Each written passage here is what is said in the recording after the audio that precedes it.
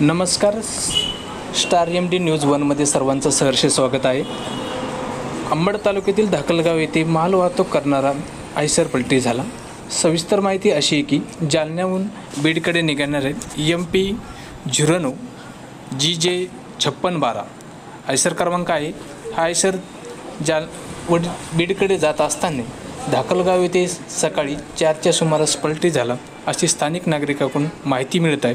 प्रसंग अवधानाने कोणत्या प्रकारची जीवितहानी झालेली नाही. आयसर पलटी झालेला आपल्याला दिसत आहे.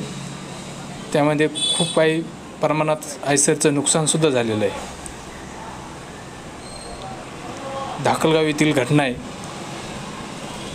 आपण बघू शकता.